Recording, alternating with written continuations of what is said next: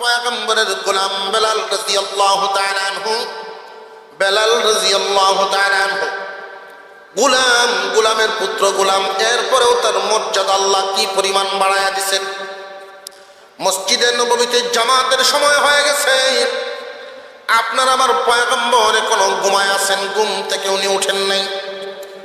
কারো সাহসও নেই বিশ্বনবীর ঘুম ভাঙাবে এমন সাহস কার আছে? সকলে মিলে হযরত আবু বকর সিদ্দিক রাদিয়াল্লাহু তাআলা আনহুকে বলেন, আপনি যান, কারণ আপনি হলেন আল্লাহর পয়গম্বরের সবচাইতে প্রিয় সাহাবী। আপনি গিয়া ডাক দিন। আবু বকর সিদ্দিক রাদিয়াল্লাহু তাআলা আনহু বলেন, প্রয়োজনে আমি একা একা জামাত ছাড়াই নামাজ পড়ে ফেলবো, তবু নবীজির ঘুম ভাঙাতে পারবো না। রে উমর, আপনি যান, আপনি গিয়া ডাক দেন। আবু বকরের না হয় সাহস নাই, আপনার তো সাহস আছে, আপনি তো অনেক শক্তিশালী মজবুত মানুষ। হযরত উমর বলেন, তামাম পৃথিবীবাসীর সামনে আমি ওমর মজবুত, কিন্তু আল্লাহর নবীর সামনে মোমের চাইতে নরম।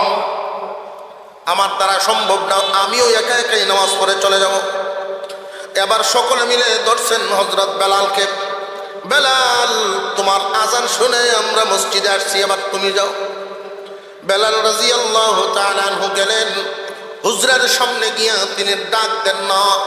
হুজরার এক মাথার থেকে আরেক মাথা, আরেক মাথার থেকে আরেক মাথা, এইভাবে ওই মাথার থেকে ওই মাথায় যান, ওই মাথার থেকে ওই মাথায় যান, দৌড়াদৌড়ি করেন আর বলেন, আসসালাতু খায়রুম মিনান নাওম, আসসালাতু খায়রুম মিনান নাওম বলেন আর ডাকেন। আম্মাজান আয়েশা সিদ্দিকা রাদিয়াল্লাহু আনহার ঘুম ছুটে গেছে, বিশ্ব নবীকে জাগাইলেন। নবীজি ঘুম থেকে উঠে জামাত পড়ালেন। নামাজের পরে উনি বলতেছেন, কে রে আসসালাতু খায়রুম মিনান নাওম বলেছিলাম, সামনে আসো দেখি। হযরত বেলাল রাদিয়াল্লাহু তাআলা আনহু সামনে গেলেন। উনি মনে মনে ভাবতেছেন, মনে হয় কোনো ভুল করে ফেলছি। ওগো আল্লাহর পয়গম্বর, আমি বুঝতে পারি নাই আপনি কি কোনো কষ্ট পাইছেন কিনা, পাইলে আমারে মাফ করে দেন। হযরত বেলালের কাঁধের উপরে বিশ্বনবী হাতটা এভাবে রাখলেন আর বলেন, বেলাল, তোমার এই কথাটা আল্লাহর কাছে বড় পছন্দ হয়ে গেছে। তুমি যে হুজরাত এক মাথার থেকে আরেক মাথা ওই মুহূর্তে যে আসা যাওয়া করেছ, আসসালাতু খায়রুম মিনান নাওম বারবার বলেছ, আল্লাহর কাছে বড় ভালো লেগে গেছে।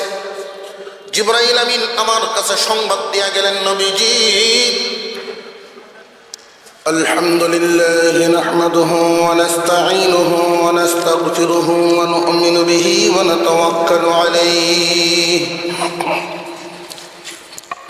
ওয়া নাউযু বিল্লাহি মিন শুরুরি আনফুসিনা ওয়া মিন সাইয়্যাতি আ'মালিনা। من يهده الله فلا مضل له ومن يضلله فلا هادي له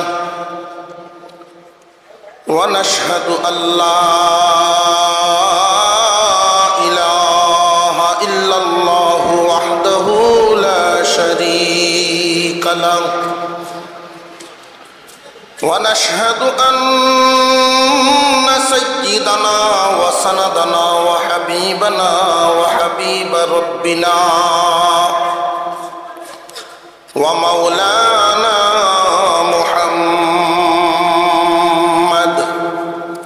محمدا عبده ورسوله الذي أرسل إلى الناس كافة بشيرا ونذيرا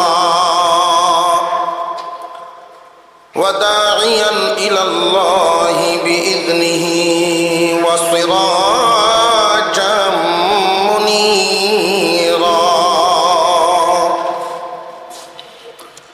أما بعد فأعوذ بالله من الشيطان الرجيم. بسم الله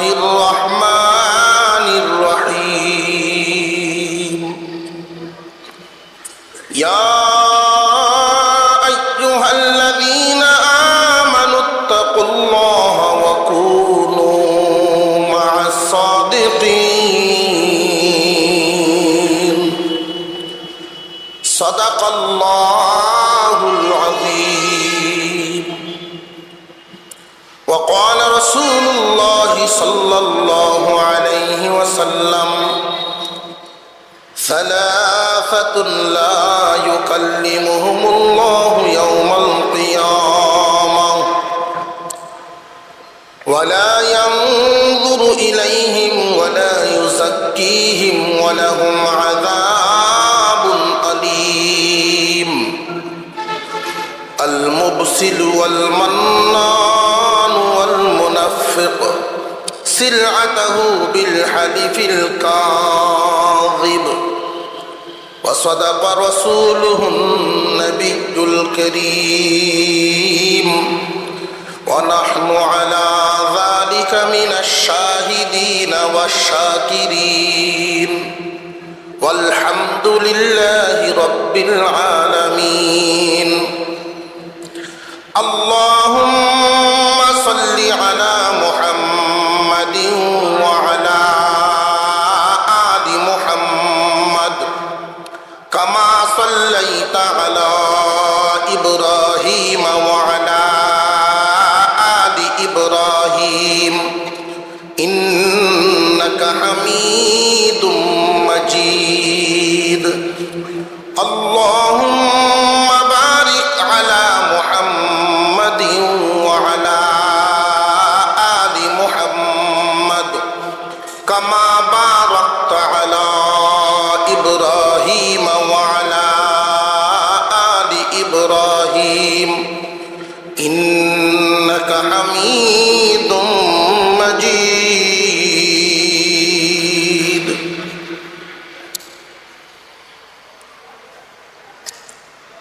ঐতিহ্যবাহী দ্বীনি শিক্ষা প্রতিষ্ঠান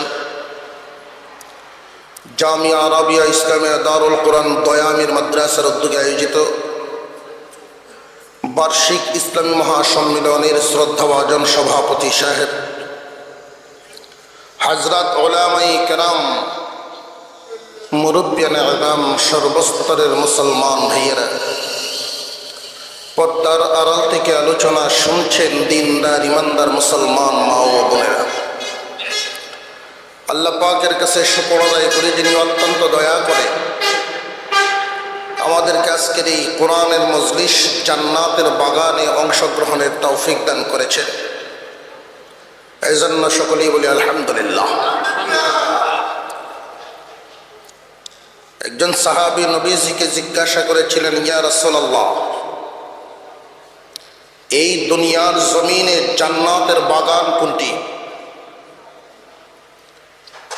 উত্তরে নবীজি বলেছিলেন, যেখানে কোরআন পড়া হয়, কোরআনের আলোচনা হয়, আল্লাহর কথা স্মরণ হয়, আল্লাহর জিকির হয়, এগুলো জান্নাতের বাগান। ওই সমস্ত জান্নাতের বাগানে অংশগ্রহণ করে যারা, বুঝে নিবেন আল্লাহ পাকের বিশেষ নেক নজরে, আল্লাহ পাকের বিশেষ দয়ার বদৌলতে এই সমস্ত জায়গায় আসা যায়। আল্লাহ যাকে যত বেশি পছন্দ করেন তার দ্বারাই আল্লাহর পছন্দের কাজ করা, যাকে যত বেশি পছন্দ করেন তাকে তত বড় কাজটাই করা। এই দুনিয়াতে বহু ধরনের সমাবেশ, আর এই দ্বীনি সমাবেশ অনেক বেশ কম আছে। আপনি যখন দ্বীনি সমাবেশের দিকে ঘর থেকে রওনা দিলেন, একজন ফেরেশতা আপনার কদমগুলো গণনা শুরু করে দেয়। গনে গনে আল্লাহকে জানায়, আল্লাহ তোমার ওই বান্দা এতটা কদম দিয়া কোরআনের মজলিস জান্নাতের বাগানে আসছে। তো আল্লাহ পাক তাকে হুকুম দেন, যতটা কদম দিল, 1000 হোক, 2000 হোক, 500 হোক, 700 হোক, 10 দিয়া পূরণ দেও। 10 দিয়া পূরণ দেওয়ার পরে এর সংখ্যা যেটা দাঁড়াবে 10 গুণ বাড়ায়া এই পরিমাণ সওয়াব তার আমলনামায় দান করো। এই যে সামিয়ানা বানানো হয়েছে, উদ্দেশ্য হইল কোরআনের মজলিসে মেহমানগণ আসবেন, আলেমদের আলোচনা শুনবেন, বসার জন্য। তো আল্লাহ পাক এই সামিয়ানাটাকে আজকে জান্নাতের বাগানে পরিণত করছেন। এই সামিয়ানার নিচে যারাই ঢুকে পড়ছেন পিছনের সমস্ত সগীরা গুনাহ আল্লাহ মাফ করে দিয়েছে। আমরা এই ফজিলতপূর্ণ কাজে, ফজিলতপূর্ণ জায়গায় আসতে পেরে খুশি না বেজার? তো যে যেমন খুশি এমন আওয়াজ দিয়ে একটু মহান আল্লাহ পাকের শুকর আদায় করি, বলি আলহামদুলিল্লাহ। আমি একখানা আয়াত আপনাদের সামনে তিলাওয়াত করেছি, একটা হাদিসও তিলাওয়াত করেছি। আয়াতের মধ্যে আল্লাহ পাক রব্বুল আলামিন বলেন, হে ইমানদারেরা আল্লাহকে ভয় করো। হে ইমানদারেরা, ইমানদারেরা বলতে কাদেরকে বোঝাইছেন? আসমানের নিচে জমিনের উপরে সমস্ত মানুষ কি ইমানদার না ইমানদার ছাড়াও আছে? ইমানদার ছাড়াও আছে। আল্লাহ পাক রব্বুল আলামিন ইমানদারদেরকে পরামর্শটা দিলেন। এই জগতে একটা নিয়ম আছে, দেখবেন, কেউ যদি কাউকে বেশি পছন্দ করেন, কাউকে বেশি ভালোবাসেন, তাকে উদ্দেশ্য করে পরামর্শ দেন ভালো। কেউ কাউরে যদি বেশি মায়া করেন, মহব্বত করেন, তারই উত্তম পরামর্শ দেন। এই জমিনের নিচে বহু বিশ্বাসী মানুষ আছে, একমাত্র ইমানদারদেরকেই আল্লাহ পাক পছন্দ করেন, ভালোবাসেন। কি পরিমাণ ভালোবাসেন এটা বুঝতে পারবেন। নবীজির এক হাদিসের মধ্যে বলেন, একজন ইমানদার যতদিন জমিনে থাকবে আল্লাহ পাক কিয়ামত গঠন করবেন না। আল্লাহ তাআলা কিয়ামত গঠাইবেন না একজন মুমিনের দামে, মুমিনের ইজ্জতে। তাহলে একজন ইমানদারের দাম আছে না নাই? এই ইমানদারকে আল্লাহ পছন্দ করে, মহব্বত করে ডাক দিয়া বলেন, ও ইমানদার, তোমাকে দুইটা পরামর্শ দেই। ইমানদার বলিয়া ডাক দিয়ে আল্লাহ তাআলা এটা বুঝাইলেন, জমিনের অন্যান্য মানুষের মতো তুমি নাও। তোমার কাছে যে দৌলত, এই দৌলত আর কারোর কাছে নেই। দামি দৌলতওয়ালা তুমি, ইমানওয়ালা। আর এই ইমানের দাম এত বেশি, যাত্রা পরিমাণ, সরিষার দানা পরিমাণ। এটা তো চোখে দেখা যায়, স্বাভাবিক চোখে। যাত্রা বলা হয়, ওলামায়ে কেরাম ব্যাখ্যা করেছেন,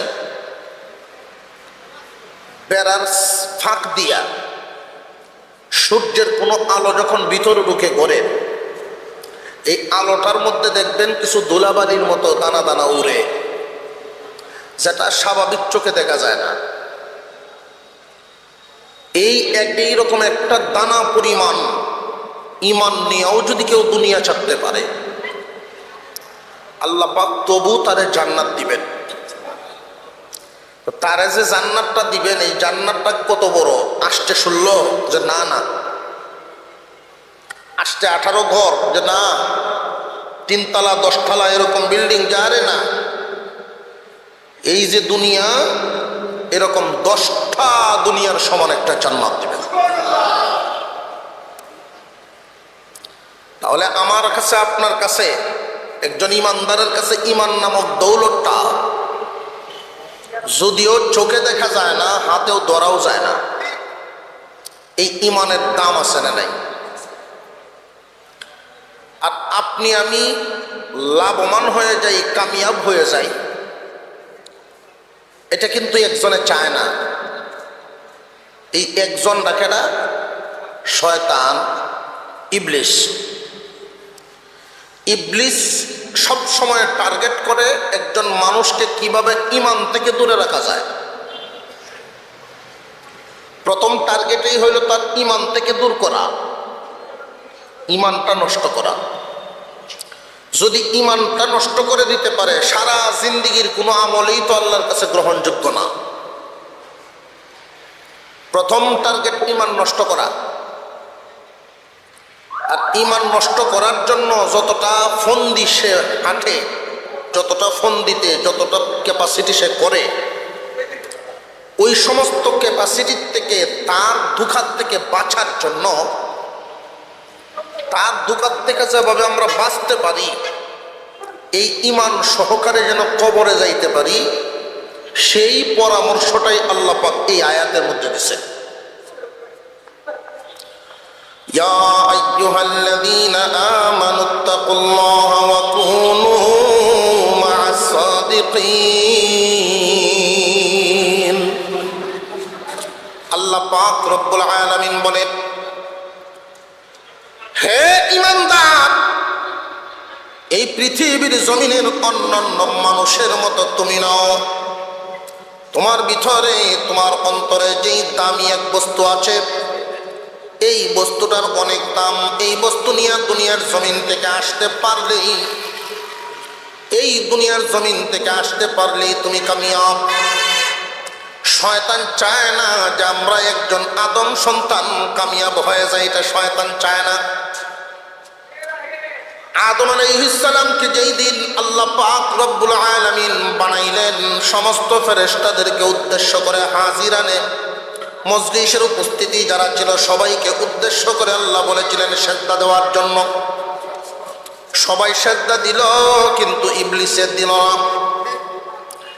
এই যে ইবলিস দিল না, কেন দিল না আল্লাহ পাক এই কথাটাও উল্লেখ করেন, আবা ওয়াস্তাকবার, অহংকারের কারণে। তার ভিতরে অহংকার নামক রোগ ছিল। এই অহংকার নামক রোগটা যদি কারোর ভিতরে ঢুকিয়া যায়, জেনে রাখবেন ওই মানুষটা দুনিয়া আখিরাত ধ্বংস হইয়া যায়। অহংকারের কারণে সেজদা দেয় নাই, বিতাড়িত হয়ে গেল, ধ্বংস হয়ে গেল। শয়তান দরখাস্ত করেছিল, আল্লাহ বহুদিন পর্যন্ত তোমার ইবাদত করেছি, এর একটা বদলা চাই। মহান আল্লাহ বলেছিলেন, কি চাইবি চা, তুই যা চাইবি তাই দেওয়া হবে।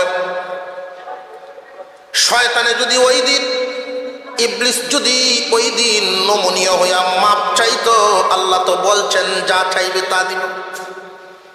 সে যদি বুদ্ধি করে নমনীয় হইয়া মাপ চাইয়া লাইতো যে আমি তোমার ক্ষমা চাই, তাহলে তো ক্ষমা পাইয়া লাইতো। অহংকারের কারণে সে ক্ষমা চাইতে পারে নাই। সে চাইল তিনটা নিয়ামত। এক নাম্বার, এই আদম সন্তানের বংশ বুনিয়াদ যতদিন পর্যন্ত থাকবে দুনিয়ার জমিতে, এই দুনিয়ার জমিনে যতদিন পর্যন্ত আদম সন্তানেরা বসবাস করবে, অর্থাৎ কিয়ামত পর্যন্ত, ইবলিস দরখাস্ত করলো আমার হায়াত বাড়ায়া দাও। আল্লাহ বলেন মঞ্জুর, তোমার হায়াত বাড়ায়া দিলাম, যাও। দুই নাম্বার, রিজিকের পেরেশানি দূর করে দাও। কারণ আমি যদি রিজিকের তালাশে ঘুরি, শয়তানি কর্ম কোন সময়? রিজিকের তালাশে ঘুরলে শয়তানির টাইম থাকে। শয়তানি তো তারাই করে অখর মাজারা থাকে। দেখবেন চার দোকানো বইয়া, চায়ের দোকানো বইয়া, কার বাড়িতে কে আইলো, কে কেমনে আটে, কার কি হইল না হইল, এই জাতীয় গবেষণা শুধু চায়ের দোকান বইয়া। কোনো ব্যস্ত মানুষের দ্বারায়, কোন কর্মিক মানুষের দ্বারায় এখানে সময় দেওয়ার সুযোগ আছে? অকর্মা মানুষ। শয়তানের দ্বিতীয়টা চাইল কি, যে আমার যেন রিজিকের কোনো টেনশন না করা লাগে, ওইটাও দাও। আল্লাহ বলেন এটাও দিলাম, যা। তিন নাম্বারটা দাও, যে আমি যেন তার রক্তে রক্তে, রোগে রোগে যাইতে পারি, যে কোনো ধরনের দুঃখা তারে দিবার পারি, এইরকম শক্তি একটা দাও। আল্লাহ বলেন তাও দিলাম। এই তিনটা শক্তি পায়া শয়তান চ্যালেঞ্জ করেছিল, আমি যেই আদমের জন্য জাহান্নামী হইলাম, জান্নাত থেকে বিতাড়িত হইলাম, আমিও দেখে ছাড়বো ওই আদম সন্তান কিভাবে জান্নাতি হয়। চ্যালেঞ্জটা যে নিয়ে আসলো, সে কি বসে থাকবে না আমাদের পিছনে লাগা আছে? লাগা আছে। এই জন্য আল্লাহ পাক রব্বুল আলামিন এই আয়াতের মধ্যে পরামর্শ দেন, ইয়া আইয়ুহাল্লাযীনা আমানুত্তাকুল্লাহা ওয়া কুনু মা'আস সাদিকিন। হে ঈমানদার, সাধারণ কোনো মানুষ তুমি নও, তোমার কাছে অনেক দামি এক দৌলত আছে, এই দৌলতের নাম হলো ঈমান। আল্লাহ পাক রব্বুল আলামিন জান্নাত বানাইছেন ঈমানদারদের জন্য। একজন মানুষ জান্নাতে ঢুকবে ঈমানের টিকিটটা জমা দিয়া, জান্নাতের টিকিট লইয়া জান্নাতের ভিতরে চলে যাবে।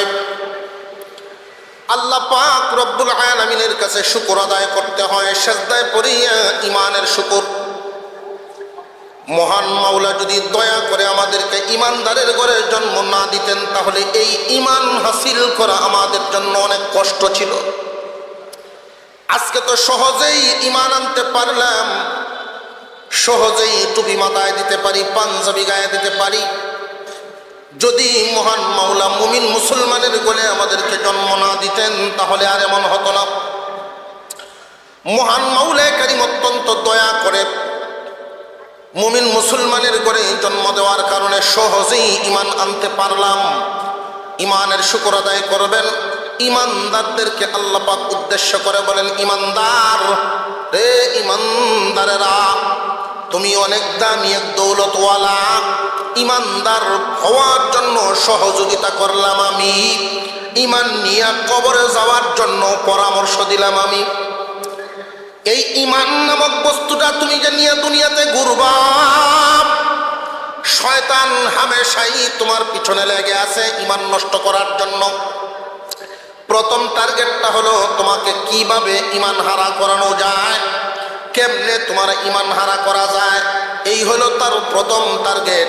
আল্লাহ পাক রব্বুল আলামিন ঈমানদারদেরকে সতর্ক করে দুইটা পরামর্শ দিলেন।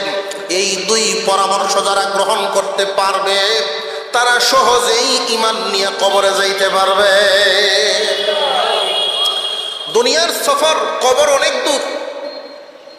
এই কবর পর্যন্ত যে আমরা যাইতেছি, কার কতদিন সময় লাগে কেউই জানে না, একমাত্র জানেন আল্লাহ। কারোর 1 বছর, কারোর 2 বছর, কারোর 10 বছর, কারোর 20 বছর লাগবে। এই এতদিন পর্যন্ত যে আমরা চলবো দুনিয়ার জমিনে, এই চলতে ফিরতে ঈমান নামক দৌলতটাকে যেন হেফাজতে রাখতে পারি, ঈমান চুরে যেন চুরি করে নিতে না পারে, এই জন্য আল্লাহ পাক আমাদেরকে পরামর্শ দিলেন, খুব সাবধান, ঈমান হেফাজত করার জন্য চেষ্টা করবা। শয়তানে তোমাকে ধোঁকা দিবে 2 পদ্ধতিতে। 1 নম্বর পদ্ধতিটাই হলো ঈমান যেন হারাইতে পারে, ঈমানটা যেন নষ্ট করতে পারে। এটা হলো 1 নম্বর টার্গেট। যদি ঈমান নষ্ট করতে না পারে, এরপরের টার্গেটটা হইল আমলে আঘাত করে। প্রথমে ঈমানে আঘাত, এরপরেই আমলে আঘাত। প্রথমে ঈমান হেফাজত যেন করতে না পারো, এই কলা কৌশলে হাঁটাই। যদি ঈমান তোমার মজবুত হয়, তখন তোমার আমল নষ্ট করার জন্য চেষ্টা করবে। এই আমল নষ্ট করার ক্ষেত্রে গিয়া কেউরে বদ সুরতে, কেউরে নেক সুরতে, যারে যেমনে সুবিধা পায়। কথা বুঝে আসছে? এক মুরব্বী মানুষ 5 ওয়াক্ত নামাজ মসজিদে গিয়ে আদায় করে। তো এশার নামাজের ওযু করতেছেন উনি, এশার নামাজের ওযু করতেছেন, মসজিদে গিয়ে জামাত করবে। তো এই শয়তান গেছে তার কাছে। শয়তান গিয়া বলতেছেন, চাচা মিয়া কই যাবেন? তুমি কেন, তোমার তো চিনতেছি না। কয় আমারও চিনতেন না, আমি আপনার কাছেরই। তো যাইবেন কই? যে ওযু করতেছি মসজিদে যাওয়ার জন্য। আমি আপনাদের এই মসজিদের রাস্তা দিয়ে হাইটে হাইটে আসছি,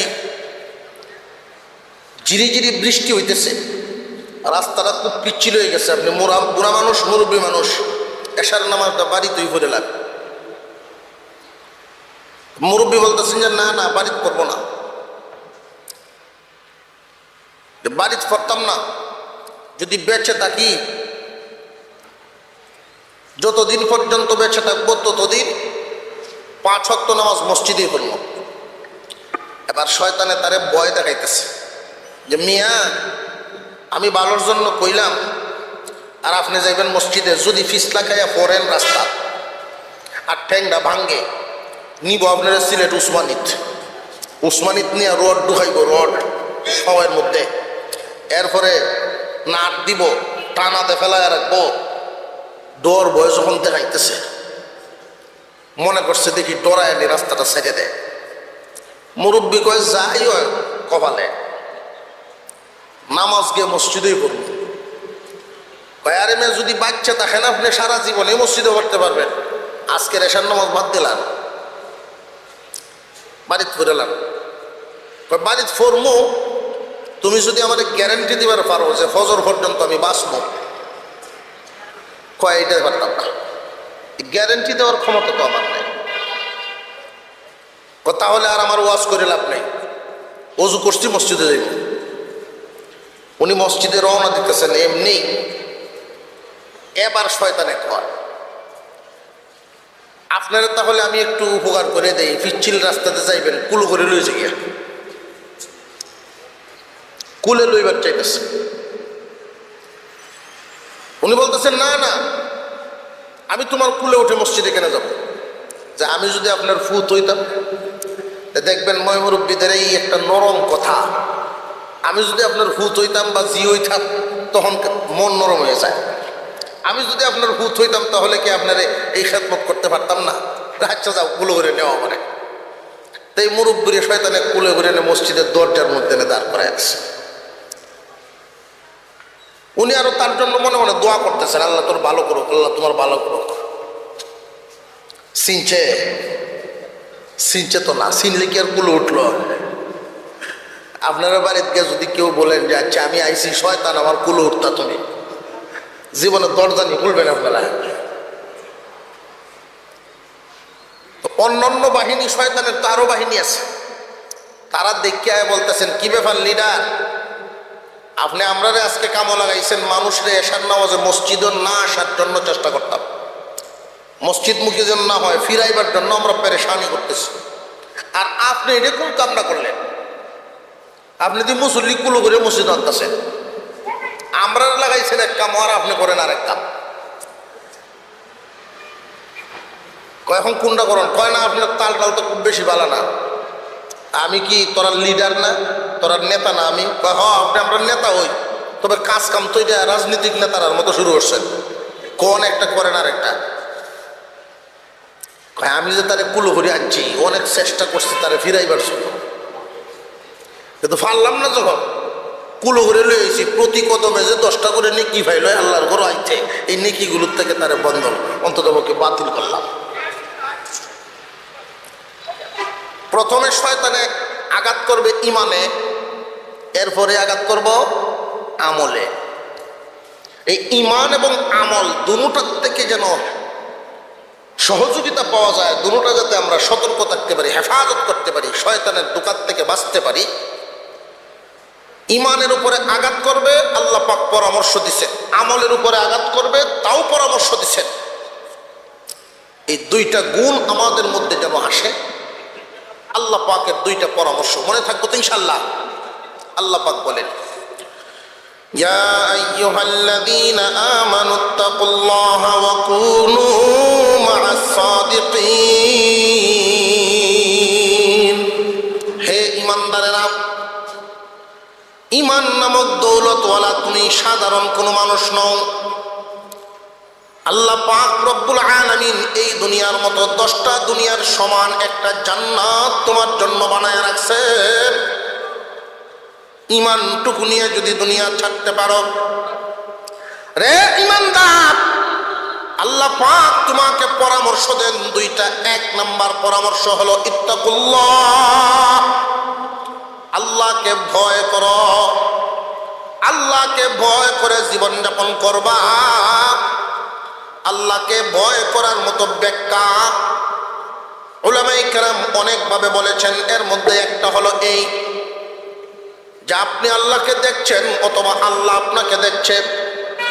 আল্লাহ পাক রব্বুল আলামিন আমাদেরকে সব সময় সর্বহালতে দেখছেন না দেখছেন না?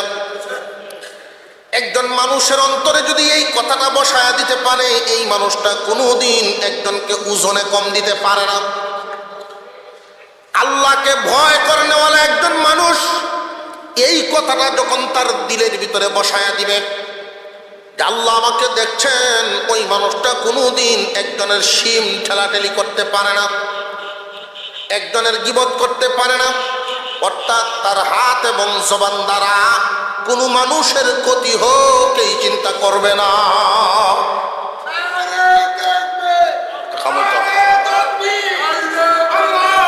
দুইজন আজকে দুইজন তোমরা রয়েছে খামো হয়ে গেছে আল্লাহ তো না।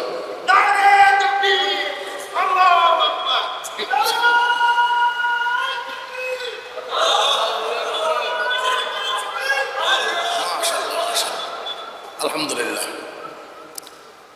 আল্লাহ কবুল করেন, বলুন আমিন। আল্লাহ পাক রব্বুল আলামিন যেই পরামর্শ দিলেন, প্রথমটা কি? আল্লাহকে ভয় করো। একজন বুজুর্গের দরবারে অনেক মুরিদান ছিলেন। তো মুরিদরা 2 বছর 3 বছর 4 বছর পর্যন্ত হুজুরের সহবতে ছিলেন। তো হঠাৎ করে অনেক মুরিদরাই বলতেছেন যে হুজুর, আমরা তো বিদায় নিতাম, চাইতেছি বাড়িতে যাইতাম, এলাকায় গিয়ে খেদমত করতাম, তো খালি হাতে কেমনে যাই, কিছু দিয়া দেন, কিছু দেয়া দেন। বুঝতে পারছেন? পীরের যখন মুরিদে কয় কিছু দেয়া দেন, এর মানে হইল খেলাফতি খান দেয়া দেন। আল্লাহর কাছে হেফাজতের জন্য দোয়া চাই, খেলাফতিও আল্লাহ যেন যোগ্য ব্যক্তিদেরকে নসিব করেন। আল্লাহ হেফাজত করেন, বলুন আমিন। পিসা হুজুর বলতেছেন, তোমরা কি চাইতেছো আমার কাছে, যে হুজুর কিছু দিয়া দেন। তো হুজুরও তো বুঝতে পারছেন মুরিদরা কি চাইতেছে, খেলাফতি চাইতেছে, পীর হইবার চায়। এটা কি এমনি একটা পরোটার মতো? খেলাফতিটার দাম আছে না নাই? আর হুজুর এখন আমাদের বুজুর্গানে দিন যারা ছিলেন, যাদের ব্যাপারে আমরা বই পুস্তকে পড়ি, যাদের ওয়াকে আমরা শুনি, এক একজন মানুষ যদিও মাটির গড়া, আল্লাহ পাক তাদেরকে সোনার মানুষ বানাইছিলেন। তো পীর সাহেব হুজুর বলতেছেন, ঠিক আছে, আমি একটা পরীক্ষা নিব তোমাদের কাছ থেকে। এই পরীক্ষাটা নেওয়ার পরে আমি দেখব তোমাদের কাকে কি দেওয়া যায়। উনি এক হাত লম্বা লম্বা রশি এদের হাতে উঠাইয়া দেবেন, যেই রশিটার মধ্যে 3টা করে গিরা দিবা, এমন জায়গায় দিবা গিরাটা গিয়া লুকাইয়া, কেউ যেন দেখতে না পারে, সবার চোখের আড়ালে। সবাই যার যার মতো গিয়ে গিরা দিয়ে নিয়ে হুজুরের সামনে এনে রাখছেন। একটা রশির মধ্যে গিরা নাই। তো সবার সামনে ওনাকে ডাক দিছেন, কি ব্যাপার? সকলে মিলে যে কাজটা করতে পারলো, তুমি একা এটা করতে পারো নাই, কারণটা কি? তুমি তো এদের থেকে একটু আলাদা মনে হইতেছে, একটু ভিন্ন। মুরিদরাও বলতেছে, ঠিকই হুজুর, আমরা পারছি, ও পারলো না কেন? আপনি একটু খবর নেন। আল্লাহওয়ালা মুরিদ তিনি বলতে শুরু করলেন, হুজুর আপনি বলেছিলেন সবার চোখের আড়ালে গিরা দিতে হবে। ওনারা কেউ গিরা দিয়েছেন পানির নিচে ডুব দিয়ে, কেউ যেন না দেখে, কেউ গর্তের ভিতরে, কেউ ঘরের দরজা বন্ধ করে। আমি সব জায়গায় ঘুরেছি, কোনো এমন একটা জায়গা নাই যেখানে আমার আল্লাহ দেখেন না। আল্লাহ রব্বুল আলামিন তাকায় আছেন। আপনি তো বলেছেন সবার চোখের আড়ালে গিরাটা দেওয়ার জন্য এমন কোনো জায়গা নাই যেই জায়গাটা আল্লাহর নজরে নাই। এই জন্য গিরাটা দিতে পারলাম না।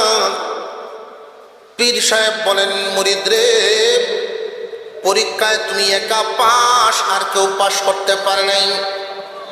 যাও, খেলাফতি পাওয়ার যোগ্যতা তোমারই যোগ্যতা আছে। যেই মানুষটা সব সময় লক্ষ্য করে যে আল্লাহ আমার দিকে তাকায় আছেন, ওই মানুষ কোনোদিন গুনার কাজ করতে পারে না। আল্লাহ পাক রব্বুল আলামিন পরামর্শ দিলেন দুইটা। এক নাম্বার, ইত্তাকুল্লাহ, আল্লাহকে ভয় করো, আল্লাহকে ভয় করো। আল্লাহকে ভয় করতে পারলে মানুষের দাম বেড়ে যায়, মানুষের ইজ্জত বেড়ে যায়। আল্লাহকে ভয় না করলে একজন মানুষের দাম ইজ্জত বাড়ে না। এই জমিনে অনেক মানুষ আছেন, টিন শেডের ঘর ছিল, এখন 5 তলা বিল্ডিং এর মালিক হয়ে গেছে। আগে এক অবস্থায় চলতেন, এখন অন্য অবস্থা চলতেছেন।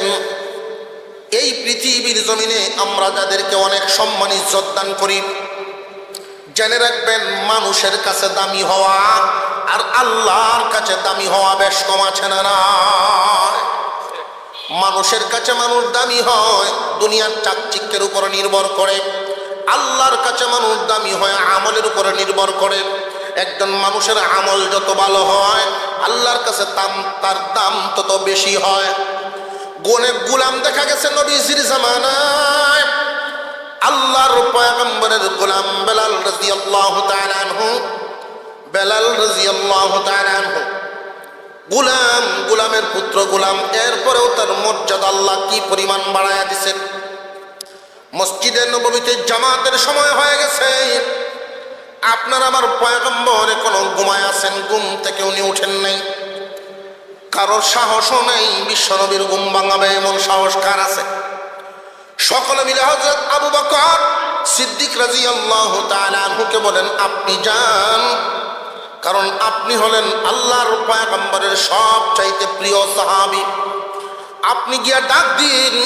আবু বকর সিদ্দিক রাদিয়াল্লাহু তাআলা আনহু বলেন, প্রয়োজনে আমি একা একা জামাত ছাড়াই নামাজ পড়ে ফেলবো, তবু নবীজির ঘুম ভাঙাতে পারবো না। রে উমর, আপনি যান, আপনি গিয়া ডাক দেন।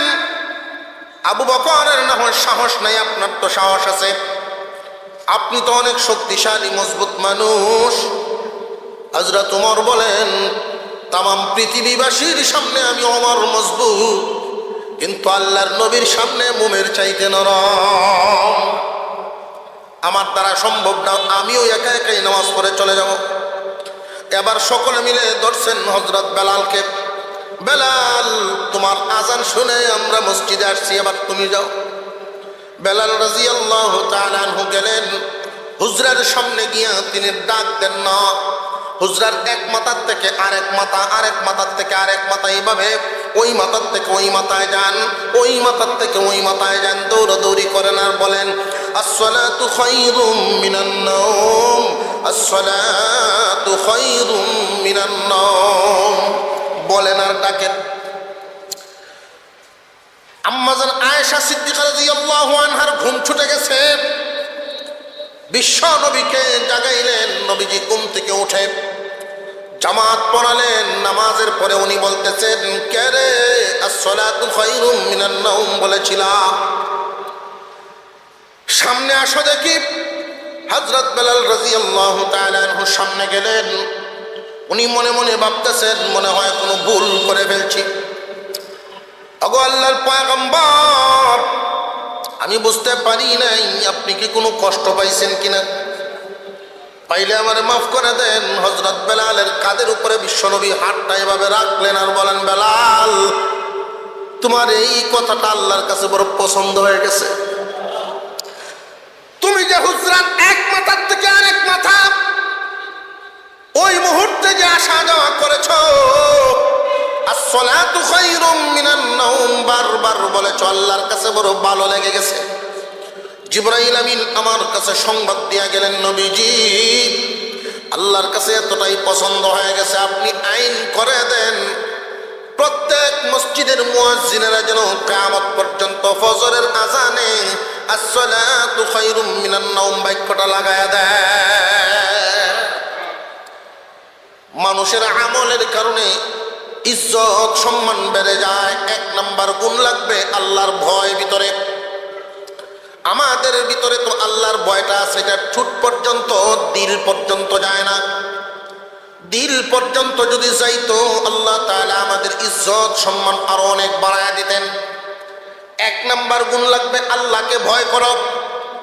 যদি আল্লাহকে ভয় করতে পারো তাহলে ঈমান হেফাজত করা তোমার জন্য সহজ হবে।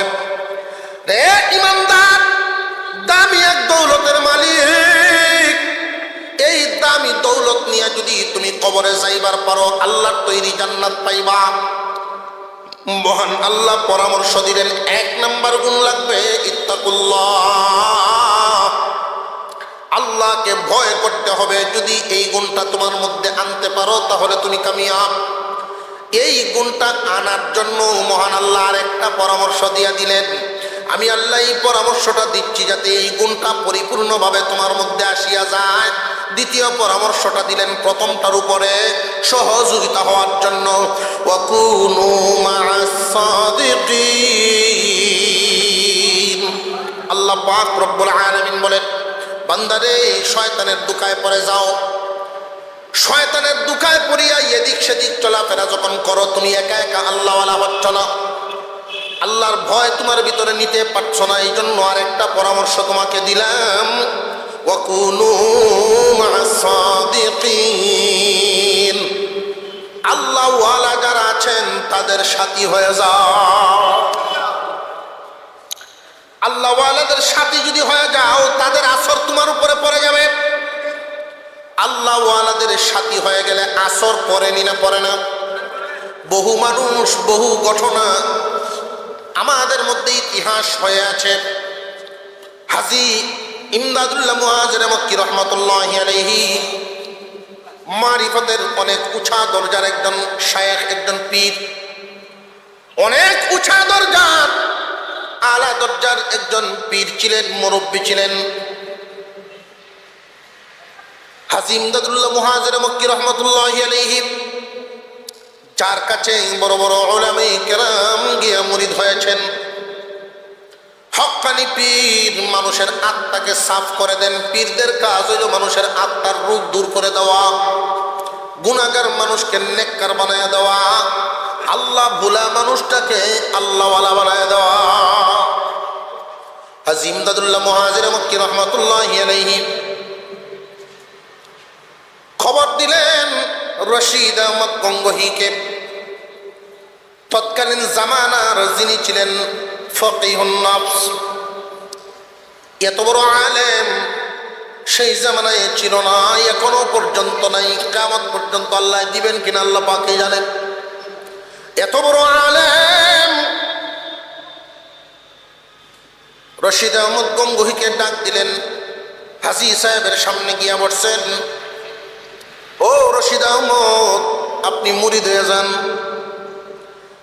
আপনি মুরিদ হয়ে যান, কারণ আপনাকে দিয়ে যদি শয়তানে কোনো ভুল করা, এটা বড় ভুল করাইব।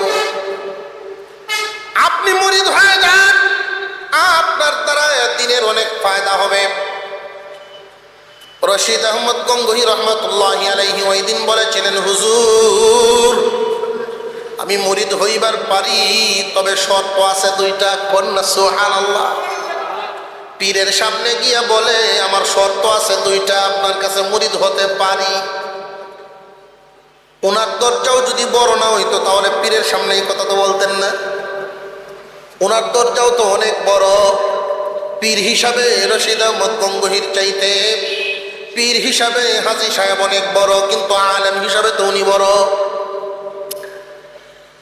উনি বলতেছেন, হুজুর আমি মুরিদ হতে পারি, তবে 2টা শর্ত। কি কি শর্ত বলো? হুজুর আপনার কাছে মুরিদ হইলে তো তাহাজ্জুদের নামাজ আপনি বাধ্যতামূলক করে দিবেন। আপনার কাছে মুরিদ হইলে তো সকাল বিকাল জিকির আজকার বাধ্যতামূলক করে দিবেন, যেটা আমার সময়ে মিলবে না, সম্ভবও হতে না পারে। কারণ কিতাব মোতালা করতে করতে, মাসআলা চিন্তা ভাবনা করতে করতে অনেক সময় 12টা 1টা হয়ে যায় আমার ঘুমাইতে। উঠে ফজরের নামাজ পড়তে পারি, কোন সময় ফজরের নামাজ আউয়াল ওয়াক্ত, কোন সময় আখির ওয়াক্ত।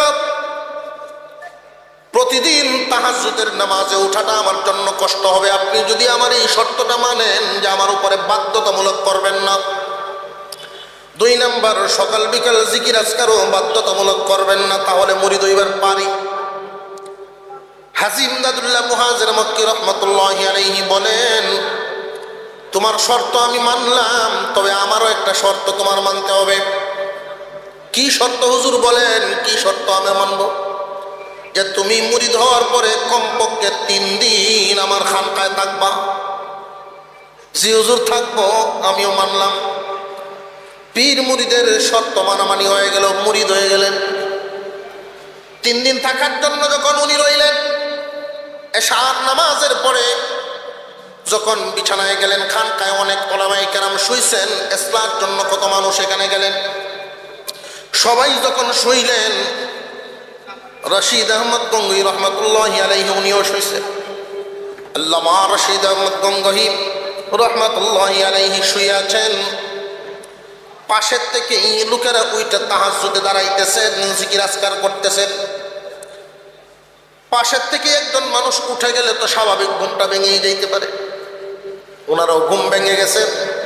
ঘুম ভাঙার পরে উনি দৃশ্যটা দেখতেছেন, সব তাহাজ্জুদওয়ালা এবং জিকিরওয়ালা উনি উঠে গেছে। উনি উঠে গিয়ে তাহাজ্জুদ পড়লেন, জিকির করতেছেন একদিন। দ্বিতীয় দিন আরো মজা লাগতেছে। তৃতীয় দিন কারোরটা দেখা উনি উঠেন নাই, উনি নিজের থেকে উঠে গেছেন।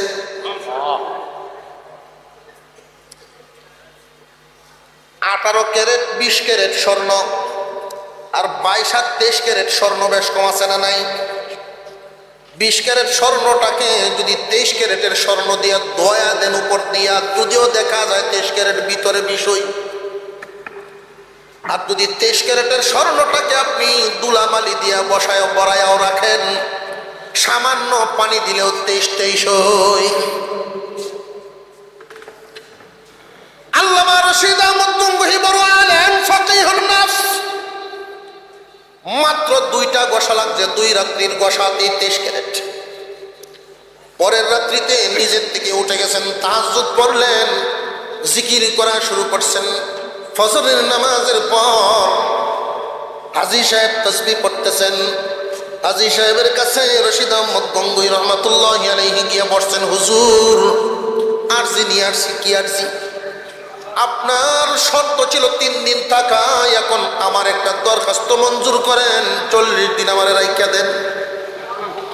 আর হুজুর এখন না সুবহানাল্লাহ, ওই তুমি বল 40 দিন রাইখা দেন। হুজুর বলেন ঠিক আছে 40 দিন থাকো। 40 দিন উনি থাকলেন। 40 দিনে কি পরিবর্তন আসলো? ওয়াকুনু মা'আস সাদিকিন। কি পরিবর্তন আসলো লক্ষ্য করেন। হাজী সাহেব এজাজত দিলেন, যাও গঙ্গুহ এলাকায় গিয়া তুমি খেদমত করো, আল্লাহ ভুলা মানুষগুলোরে আল্লাহওয়ালা বানাও। পাঠায় দিলেন। অনেক দিন পরে হাজী সাহেব গেলেন সফরে। দেখি আমার গঙ্গোহী কি খেদমত শুরু করছে। হাজী সাহেবের নাম জানে অনেকেই, গঙ্গোহী সাহেব হাজী সাহেবের মুরিদ এটা অনেকেই জানে, কিন্তু হাজী সাহেবের চেহারা তো সবাই চিনে না। তখন তো সোশ্যাল মিডিয়ার কোনো যুগও ছিল না। হাজী সাহেব হুজুর ইমদাদুল্লাহ মুহাজির মক্কি রহমতুল্লাহি আলাইহি চলতেছেন। গিয়া দেখেন এক লোক হাল বায়, জমিনে হাল বায়, জবানে লা ইলাহা ইল্লাল্লাহর জিকির আছে। আর একটু সামনে গেলেন, গিয়া দেখেন একজন ধূপা মানুষ কাপড় দয়, কাপড়টা এইভাবে ভিজায়, লা ইলাহা ইল্লাল্লাহ, লা ইলাহা ইল্লাল্লাহ, লা ইলাহা ইল্লাল্লাহ, লা ইলাহা ইল্লাল্লাহ জিকিরের সাথে সাথে কাজ করে। হাজী সাহেব পুরো আশ্চর্য হয়ে গেলেন, এই সাধারণ মানুষগুলোর মুখে কে জিকির উঠায় দিল। ডাক দিছেন, বাবারা এদিকে আসো, তোমার নাম কি? নাম জিজ্ঞাসা করলেন। তোমার আলামত দেখে তো আমার কাছে মনে হইতেছে তুমি হক্কানি কোনো পীরের মুরিদ হইবা। তোমার পীরের নাম কি? হুজুর আমার পীরের নাম রশিদ আহমদ গঙ্গোহী। চোখের পানি ছেড়ে দিছেন হাজী ইমদাদুল্লাহ মুহাজির মক্কি। আল্লাহ আপনি যে বলছেন ওয়াকুনু মা'আস সাদিকিন, আসর পরে সত্যই আসর পরে গেছে আমার রশিদ আহমদের পরে। যেই রশিদ আহমদ গঙ্গোহী মুরিদ হওয়ার আগে শর্ত দিছে জিকির বাধ্যতামূলক করা যাবে না। তার অনেক কাজ আছে, আমার কাজ দেখাইছে, আমি বাধ্যতামূলক করি নাই, শুধু খানকায় থাকাটা বাধ্যতামূলক করছিলাম 3 দিন। এই 3 দিনের আসরে 40 এনে পৌঁছায়া দিল। 40 দিন থাকার পরে জিকিরে তারে কেমনে ধরা দিল। আল্লাহ রব্বুল আলামিন এমন ভাবে ধরাইছেন। হুসাইন আহমদ মাদানী রহমাতুল্লাহি আলাইহি একবার সফর করতে গেলেন একটা এলাকায়। একজন মানুষের বড় আলেম ওলামাদের মুহাব্বত, লোকটার ভিতরে আলেমদেরকে বড় মুহাব্বত করেন। তার দাদাও আলেমদেরকে মুহাব্বত করতেন, বাবাও আলেমদেরকে মুহাব্বত করতেন, উনিও আলেমদেরকে মুহাব্বত করেন। ওনার বাড়িতেই হুসাইন আহমদ মাদানী রহমাতুল্লাহি আলাইহি গেলেন।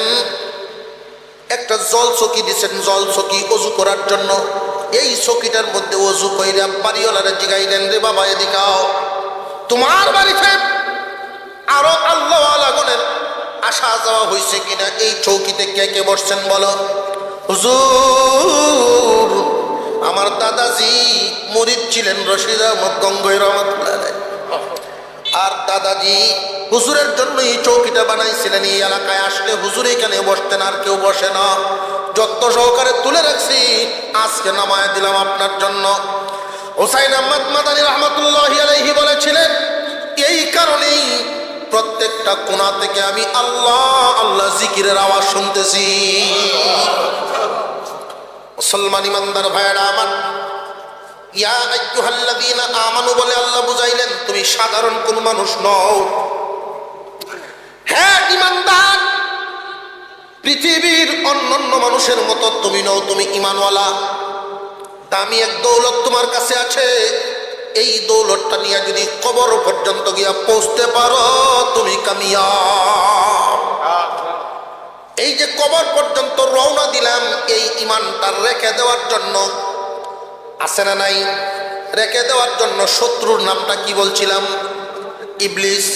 এই ইবলিসের চিন্তা হলো সর্বপ্রথম ঈমানের উপরে হামলা করা, সর্বপ্রথম ঈমান রেখে দেওয়া। এই ঈমান এবং আমল নষ্ট করে দিয়া বান্দাকে দুনিয়া আখিরাতে ক্ষতিগ্রস্ত করে দিবে। আল্লাহ রাব্বুল আলামিন এই জন্য শুধুমাত্র কেবলমাত্র ঈমানদারকে পরামর্শ দিলেন, হে ঈমানদারেরা, আল্লাহকে ভয় করিয়া চলবা, আর আল্লাহকে ভয় পরিপূর্ণ করতে পারবা।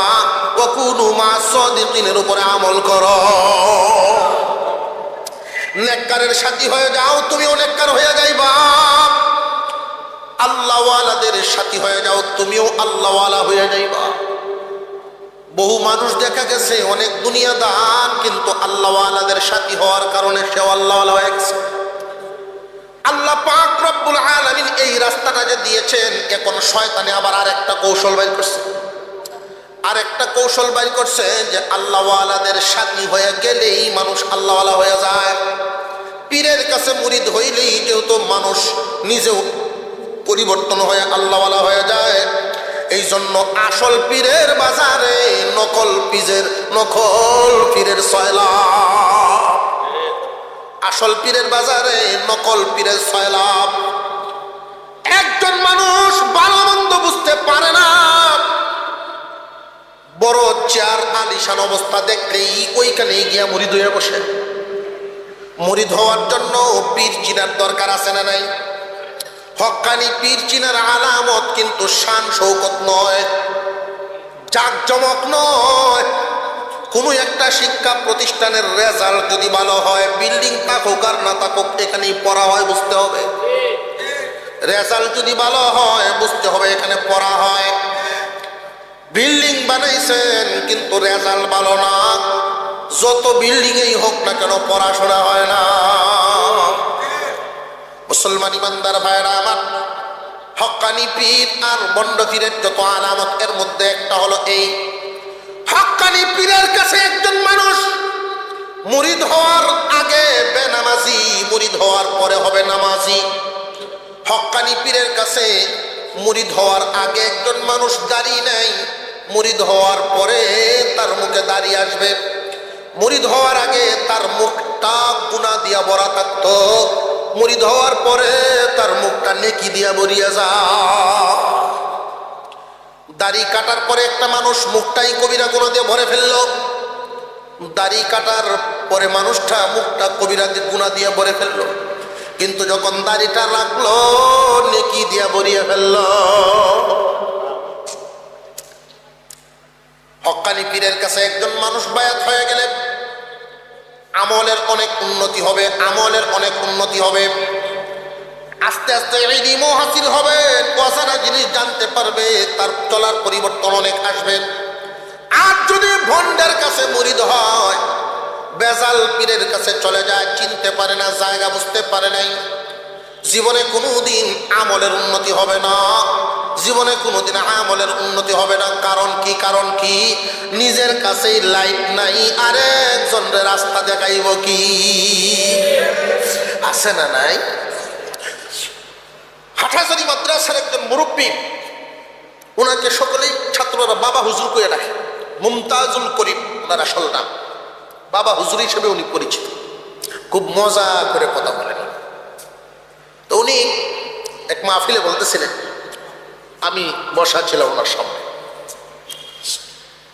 এক এলাকায় পীরের এমন মানে পীর মারা গেছে, তো পীরের এই কবর রে পাকা করতে করতে অনেক উঁচা করছে, মঠ বানাইছে।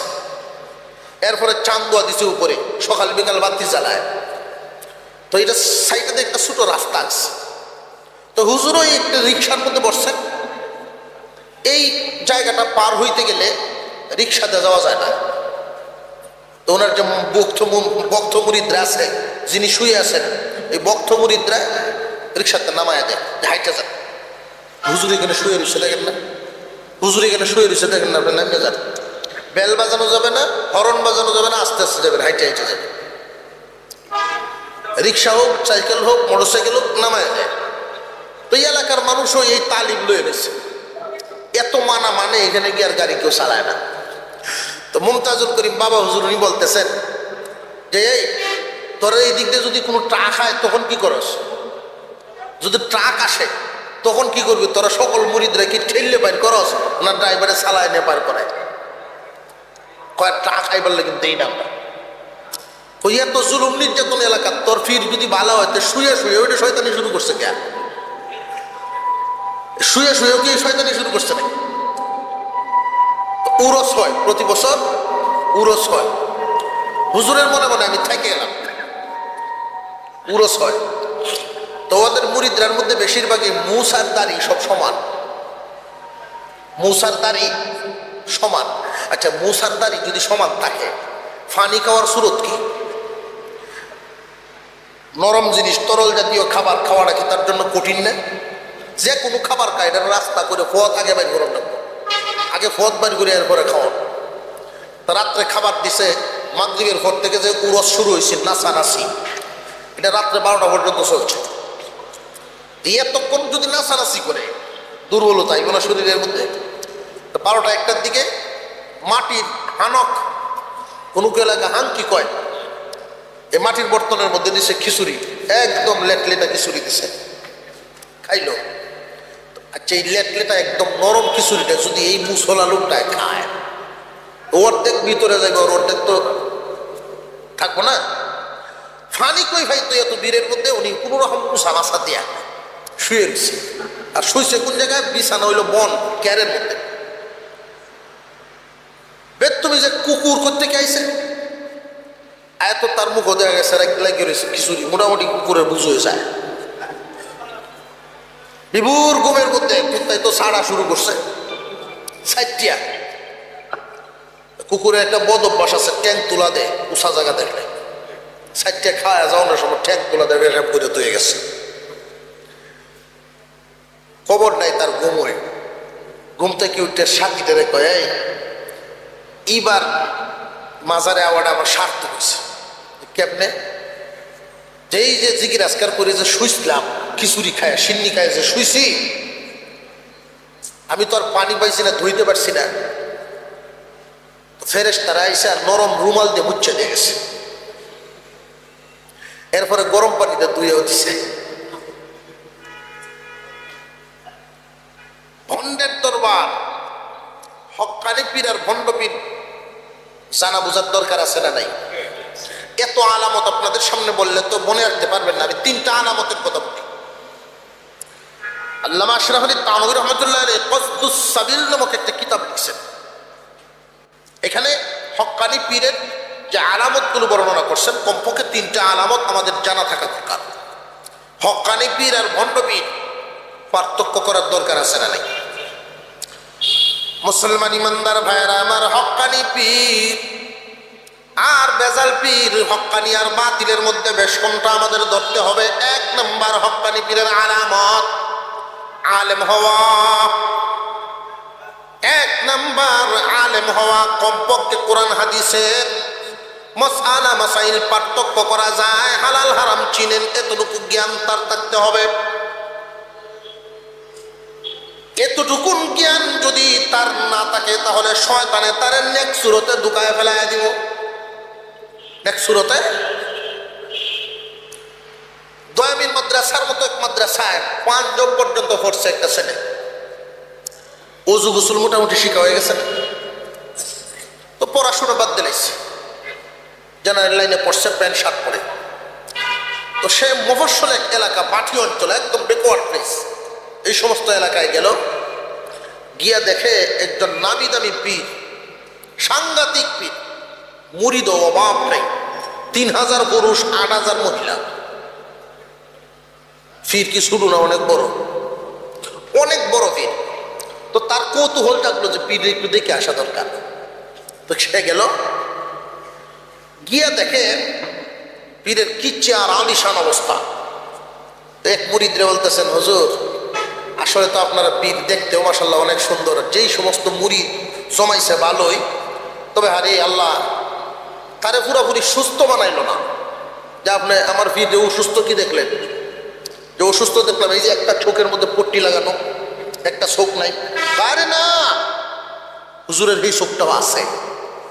আছে তো পট্টি লাগাইল কেন? যে আমার হুজুর এত তাকওয়াওয়ালা, উনি এত তাকওয়াওয়ালা, এত হিসাবি, এক চোখে যদি দেখার কাজ চলে, দ্বিতীয় চোখটা উনি অপচয় করতে রাজি না, এজন্য পট্টি লাগাই রাখছেন। 5 জন পর্যন্ত পড়ছে, তো কিছু ইলিম আছে না নাই? ওযু গোসল। তো উনি বলতেছেন যে এই পট্টি কতদিন যাবত? যে 12 বছর আর 2-3 মাস বাকি আছে পুরনের, এক যুগের সাধনা উনি আছে। তাহলে তো এই 12 বছরের ভিতরে পট্টি যে লাগাইছে, আপনার ফিরে কি ওযু গোসল লাগে না? কয় সব আছে। ওযু গোসল যদি করে এই জায়গা ভিজে না, ওযু তো হয় না। এখন তো মুরিদের কান সজা হয়েছে, কয় কথা তো ঠিক করি, যে সমস্ত অঙ্গগুলো ওযুতে ধোয়া ফরজ, একটা চুল পরিমাণ জায়গাও যদি বাকি থাকে ওযু হবে? এই মশালা না জানা থাকলে বুঝবো কেমনে? শয়তানের নেক সুরতে তারা দুকা দিয়া এই অন্ধকারের মধ্যে ফেলায় রাখছে। এই 5 জন পর্যন্ত ফোর্সিং যে ছাত্র, এর এক মাসালায় অর্ধেক মুরিদ কমে গেছে। এক মাসালায় অর্ধেক মুরিদ গেছে, কোনো কথা তো ঠিক হবে। সবার ভিতরে তো এই নলেজ চায় না। এই জন্য হক্কানি পীর হওয়ার জন্য আলামত, 1 নম্বর কোরআন হাদিসের ইলম থাকা চাই, 2 নম্বর ইলম অনুযায়ী আমল থাকা চাই। হুজুর আকরাম সাল্লাল্লাহু আলাইহি ওয়াসাল্লামের সুন্নতের উপরে যার যত বেশি দখল থাকবে, তার শান তত বেশি থাকবে। সুন্নত অনুযায়ী জীবন যাপন করা চাই, নবীজির সুন্নতের উপরে আমল করা চাই। একটা কথা জেনে রাখবেন, যেই দরবারে নবীজির সুন্নত নাই, ওই দরবারে আমরাও নেই। যেই দরবারে আল্লাহর পয়গম্বরের সুন্নত আছে, ওইখানে মুরিদানের গিয়া ফায়দা আছে, এখানে আমরাও সমর্থন করি। যেই দরবারে সুন্নত নাই, ওই দরবারে আমরার সমর্থন না। হক্কানি পীর হওয়ার জন্য 3য় আলামত, আর একজন হক্কানি পীরের এজাজত লাগবে। হক্কানি পীরের 3 নম্বর আলামত, আর একজন হক্কানি পীরের এজাজত লাগবে। মুসলমান ইমানদার ভাইরা আমার, হুজুর আকরাম সাল্লাল্লাহু আলাইহি ওয়াসাল্লামের উম্মত বহু ধরনের ফিতনা ফাসাদের শিকার। আপনার আমার পয়গম্বর সাল্লাল্লাহু আলাইহি ওয়াসাল্লাম কোরআন এবং হাদিস আমাদের জন্য রেখে গেছেন, কোরআন এবং সুন্নাহ রেখে গেছেন। কোরআন অনুযায়ী আমল করা, নবীজির সুন্নত অনুযায়ী জীবনযাপন করা। আল্লাহ পাক রব্বুল আলামিন পরামর্শ দিলেন, কবর পর্যন্ত যদি ইমানটুকু নিয়ে যাইবার পারো, আল্লাহর তৈরি জান্নাত। এই ইমান হেফাজত করে যাওয়ার জন্য পরামর্শ দিয়েছেন আল্লাহ পাক। কয়টা পরামর্শ দিয়েছেন? 1 নাম্বার, ইত্তাকুল্লাহ, আল্লাহকে ভয় করে জীবনযাপন করো, আল্লাহকে ভয় করো। ওয়াকুনু মা'আস সাদিকিন, 2 নম্বরে, আল্লাহকে ভয় করা তোমার একার দ্বারা সম্ভব যদি না হয়, নিজের যোগ্যতায় পারবা না। ওয়াকুনু মা'আস সাদিকিন, আল্লাহওয়ালাদের সাথী হও। যদি আল্লাহওয়ালাদের সঙ্গ দিতে পারো, সাথী হয়ে যেতে পারো, তাহলে আল্লাহর ভয় তোমার ভিতরে তাড়াতাড়ি আসবে। সৎসঙ্গে স্বর্গবাস, অসৎসঙ্গে সর্বনাশ। এই কথাটা আমাদের সন্তানাদির ব্যাপারেও সতর্ক থাকবেন। আপনার ছেলেটা কার সাথে মিশে এটা দেখবেন। আপনার সন্তানাদি কেমন মানুষের সন্তানদের সাথে চলাফেরা করে, আপনার সন্তানগুলো কোন জাতীয় সন্তানদের সাথে উঠা বসা করে চলাফেরা করে। সবসময় চেষ্টা রাখবেন আপনার ছেলেরা সমাজের ভালো ভালো ছেলেদের সাথে যেন বন্ধুত্ব রাখে। আপনার ছেলে যদি একটা খারাপ ছেলের সাথে চলাফেরা করে, এটার আসর আপনার উপরে, আপনার ছেলে পর্যন্ত পৌঁছবে। আপনার বিবি আশেপাশের যে সমস্ত মহিলাদের সাথে কথাবার্তা বা চলাফেরা করে, লক্ষ্য রাখবেন কোন ধরনের বিবির সাথে ওনার বান্ধবী আলা। যদি দেখা যায় ফেতনাবাজ নারী, তাহলে এই ফেতনার আসর আপনার বিবির উপরেও পড়বে। খুব সাবধান। যুবক বহুদিন পর্যন্ত আল্লাহর কাছে দোয়া করছে, আল্লাহ আমার একটা চাকরির ব্যবস্থা করে দাও যাতে তোমার পথে চলবার পারি। আল্লাহ তাআলা এমন এক অফিসে চাকরির ব্যবস্থা করে দিচ্ছেন, ভালো বেতন। আলহামদুলিল্লাহ, ভালো বেতনের চাকরি তার হয়ে গেছে। বিবি নিয়ে সুন্দরভাবে চলতেছে, সে কোনো ঘুষ টুস খায় না। একটা ছেলে হয়েছে, ছেলের বয়স হয়েছে 5 বছর। তো 5 বছর বয়স হয়ে গেলে পরে কিন্ডারগার্টেনগুলোতে নেয় না, বাচ্চাদেরকে ভর্তি করছে। বেশিরভাগ নিয়মিত আমরা দেখতেছি যেটা মহিলারাই বাচ্চাদেরকে নিয়ে যায়, আলাদা একটা রুম দেয়, এখানে সকল গার্জিয়ানরা বসে। সকল মহিলারা যখন একসাথে বসে সুবহানাল্লাহ আর আলহামদুলিল্লাহ তসবিহ করে বয়ে বয়ে, যত দুনিয়ার আশেপাশে কম আছে সব। তো একদিন 2 মহিলার পরিচয় হয়ে গেছে, এই সৎ অফিসারের ওয়াইফ আর আরেকজন অফিসারের ওয়াইফ। তোমার বাচ্চা এখানে পড়ে, তোমার স্বামী কি করে? যে আমার স্বামী অমুক অফিসে চাকরি করে। তাই নাকি? আমার স্বামীও তো এটা চাকরি করে। দুনিয়াদার ফেতনাবাজ নারীদের একটা লক্ষণ দেখবেন, তার অবস্থা আর একজনকে বোঝানোটা তার কাছে খুব ভালো লাগে। সে যদি একটা আলমারি কিনে 10 বিড়ি রান্না ভানো খাওয়াইব, দেখাইব। সে যদি একটা খাট কিনে আরো 20 বিড়ি রান্না দেখাইব। এই 20 জনের যদি দেখাইতো, 3 জনের মনে তৈলেও তো 2-4 জনের মনে তো আগুন লাগবো। সে তার জামাই রেখে ঠেলা ধরাইব। তো এই মহিলারটাইকে নিয়ে বলতেছে লো চা খাই আয়। বাসায় নিছে, বাসায় নিয়ে দেখাইছে আলিশান বাসা, কোটি টাকা খরচ করে বাসা করছে। এত টাকা খরচ করে বাসা করলেন? বলে হ। আপনার কথা চলো